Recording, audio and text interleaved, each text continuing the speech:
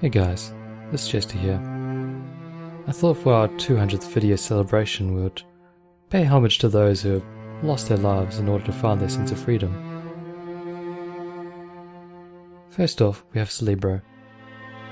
He appears within the Shadowsong mine, teaming up with us in order to try and escape.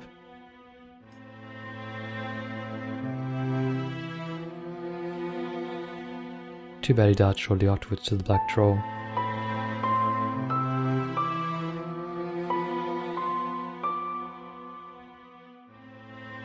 But we got our revenge on that troll.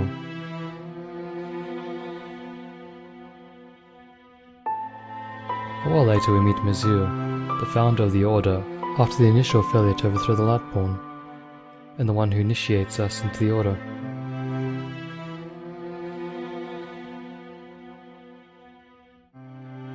From memory, Archmage Vanamiri is next in line. Whilst not playing a huge role in our lives, she was one who gave us quests.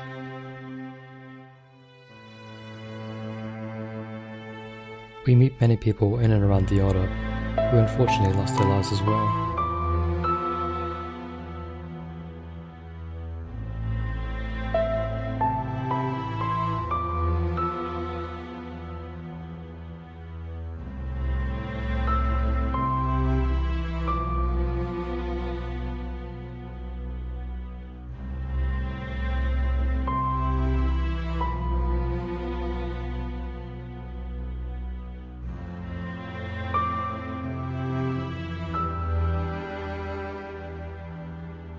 We now move on to Fate. I didn't think much of her at first and thought she was just there to help me initially. Oh, I was so very wrong in that assumption.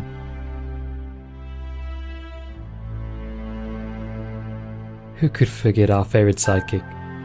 Good old Kim. So very useful as a decoy for other people. Too bad she got me killed shortly after freeing me, by turning me into a human pincushion. Next up on the list is the man himself, Laratsul Ranthiel. I probably butchered his name just then, but we'll move on. A once loyal servant of the Lightborn, his initial rebellion attempt failed due to the treachery of Baratheon. There's a lot of interesting backstory behind who he is and why he did what he did. He's a very interesting man. Shortly afterwards we meet Arct, a shadow god and ruler of Arkwind. Admittedly, he didn't die, merely retired, but he's crucial to this plot later on and he's a pretty cool yet somewhat unnerving guy. Alas, we come to the fall of the Arcane Sanctuary next, as Baratheon launches an assault on it whilst we were away, leading to the death of many, many people.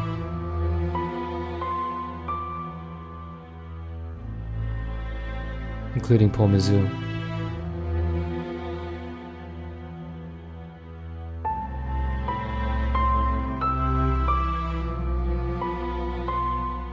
Escaping from our prison, we go with Melvin to try and find the mountain monastery.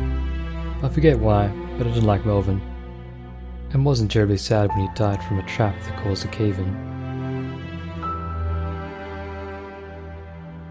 On our own again, cold and scared, we make our way to the mountain monastery to meet our friend Callisto. I didn't trust him at first, and he didn't really trust me either. Helping to free Aranthiel, we were able to serve justice to Baratheon for his betrayal.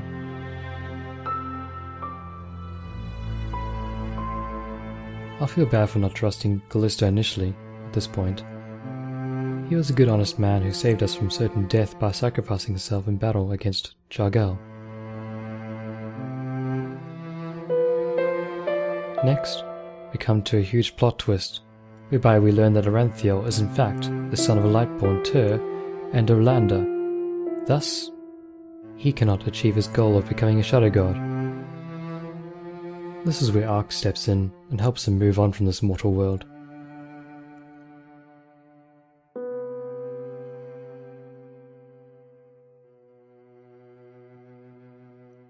We're faced with a choice now, as Tur tells us that Orlanda killed herself out of grief.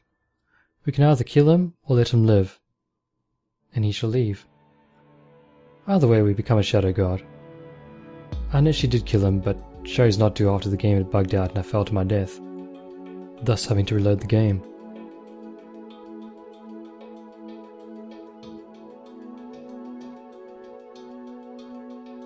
So, we come full circle now, or so we thought. We now have to go and defeat Sarantha, commonly known as Fate, in order to continue living, at least to live as an immortal. She kills Kim as punishment for daring to go against her, and explains that all we strived for was for naught, as everything is dictated by her every whim. This is why you must defeat her, to truly become free. She is our true enemy, not the Lightborn, but her alone.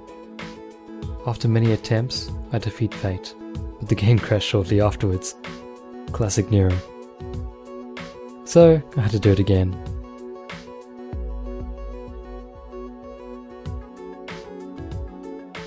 Fast forwarding further into the future now, we see the aftermath of the revolt in the South Realm.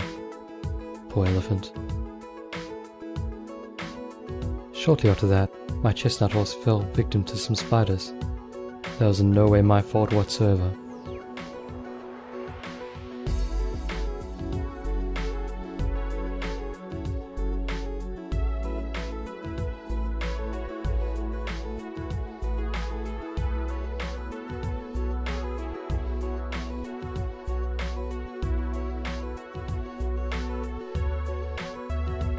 And so, our story ends here. We continue to explore this wonderful world as we wait Lord Pi's reincarnation into the world of Enderall. Thank you all for your continued support. I'll see you next time. Bye.